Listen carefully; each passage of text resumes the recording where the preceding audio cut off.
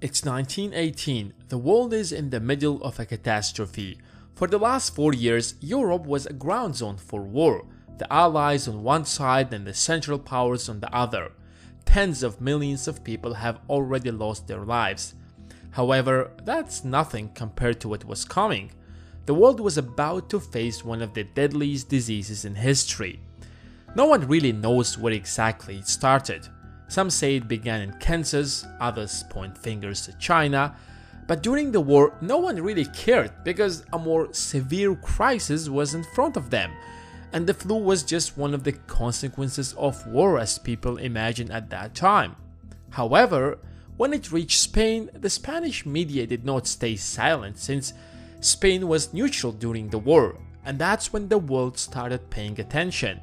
Even then, it wasn't really the top priority since allies were about to win the war and they wouldn't let some kind of a flu to waste all of their efforts that they have been putting for the last 4 years.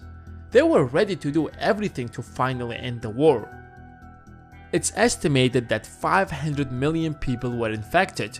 It might not be much by today's standards because the population has soared in recent decades, but back then it was 1/3 of the world's population, and the death toll reached up to 100 million people to some estimates, or 6 to 8% of the global population. That's even higher than what the greatest conflict in human history caused. Crises are of course bad, regardless if it's a virus that's spreading around the world or a military conflict or even an economic crash. However, despite all of that, every crisis presents an opportunity. It might seem disgusting to cash out on the misery of others, but that's how humanity has been progressing in the entire of its existence, and the crisis we are experiencing now is no different. Of course, it's unfair to compare the consequences of each crisis. However, they all follow similar traits and patterns. Crises by their nature seem bad. I mean, who wants a slowing economy and high unemployment, especially when you are so dependent on that paycheck? However, a crisis is nothing but merely a transfer of wealth from one group to another. To some, it's actually a disaster that would make them poor. To others, it's an opportunity to make a few more millions. Looking at the markets now, it seems like everything is down. The S&P 500 has been down by 1,000 points. Still, it had recovered a little bit, at least at the time of me writing the script, because before you get to watch the video, it must be recorded, edited, sent to an animator, animated, and then finally uploaded on the channel. However, if YouTube is going to decide that you aren't going to be interested in this video, you might not get even the notifications. So give this video a thumbs up to let YouTube know that you are interested, and turn on that bell. Anyways, it's difficult to predict the future, maybe almost impossible, but what we can assure ourselves is that humanity went through many crises, and one way or another we have figured out a solution and somehow solved the problem. And while we are discussing the crisis, people on the other side are earning millions of dollars, if not billions, out of it. No matter how long this crisis is going to last, sooner or later a vaccine will be created and the world will get back to normal. Borders will be opened again, offices will get back to work, restaurants, cafes and malls will welcome everyone as they did before the crisis, which means the panic is going to vanish, which means that the S&P 500 will rise again, or at least get back to where it was. Smartest investors understand that perfectly. So although the market is still plummeting, they are slowly but significantly investing. From December of 2007 to summer of the 2008, the S&P 500 went down by 50%. That is a significant drop because the real estate market collapsed and dragged down with it the entire economy. Millions of people lost their jobs, businesses were closing down one by one, and even some of the largest corporations declared bankruptcy. It seemed like the world would never recover from such a catastrophe. However, few years down the road, the economy didn't just recover, but the S&P 500 hit the record high of 3,400 points before the panic of the current crisis. And whoever understands the nature of such crises emerge victorious after it. Of course, those who made the wrong bet lost lots of money. That's why it's important to understand how the crisis is impacting the world. Which industries is it boosting and which ones it's destroying? And even those industries that are suffering, which companies would survive the storm and which ones wouldn't? In March, the United States has banned the entry of all foreign nationals who have traveled to China, Iran, Austria, Belgium, and many other nations 14 days before their arrival. Citizens of the United States or permanent residents who have visited a high-risk area had to fly into one of the 13 international airports with enhanced entry screening capabilities. On March 18, the President of the US announced that the US would close its northern border with Canada, and on March 20th, the US and Mexico agreed to restrict non-essential travel over their shared borders for 30 days. That was a big hit for the aviation industry.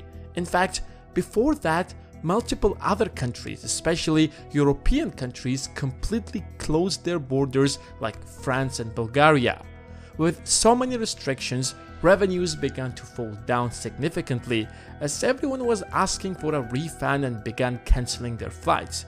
But that's not the fault of these airlines. Many of them are still strong companies with a huge fleet of planes. That caused a panic in the market, which damaged the industry even further. Take an example of the American Airlines. The stock price literally fell from $30 to just $10. That looks like a company is about to go broke, which might really happen. But they aren't alone. Every other airliner got the hit. The stock price might even go further.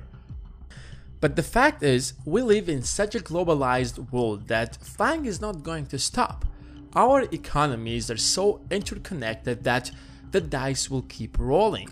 So once the flight restrictions will be unbanned, airlines will restore their schedules as usual and the stock price will get back to where it was. Which means now is the best time to invest. The challenge is to invest in the right airline. I mean, you have to be confident that it has enough resources to survive the crisis. That's why things like balance sheet and income statements exist, especially if it's a publicly traded company. The problem with the crisis is that they're causing uncertainty, and that is bad for business.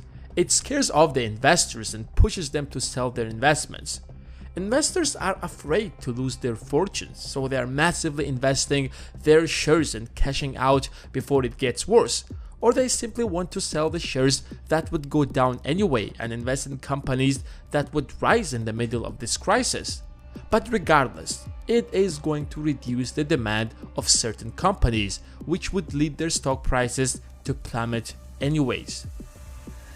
Let's take another example. How else the virus is impacting the society?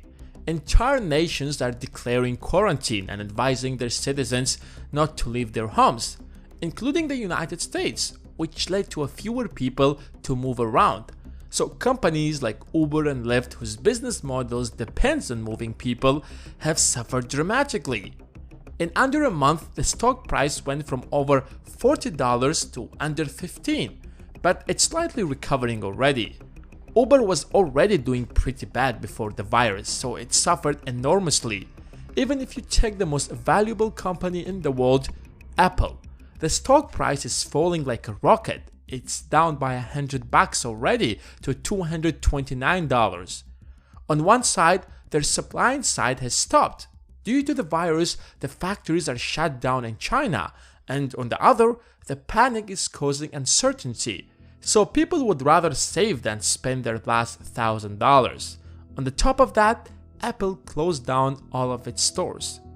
But despite the crisis, Apple hasn't lost its brand name nor its manufacturing sites or stores. Once everything is back, the stock price would get back to where it was. But the question is, when? Probably when a vaccine is ready. Vaccines aren't easy to develop. They take years of research and work and hundreds of millions of dollars, if not billions, just to develop a vaccine against one disease. However, without a vaccine, it's a matter of time before everyone will get infected. Entire nations are on the line to get the vaccine so that they can get back to business. Dozens of companies and public labs around the world are working on it to prevent the spread of the virus. The most notable of them are BioNTech, CureVac, and Moderna. This is the stock price of BioNTech. It literally surged once the panic took over the world. Just take a look at this graph. So whoever is going to create the vaccine first will profit enormously. As we have mentioned before, that a crisis is a crisis for some, but an opportunity for others. It's slowing down economies, taking companies out of business, rising unemployment rate, but at the same time making others enormously rich. It doesn't matter what the nature of the crisis is. They are one way or another impacting the economy, whether it's a real estate, a dot-com bubble, or a Bitcoin bubble, or a virus. Doesn't really matter.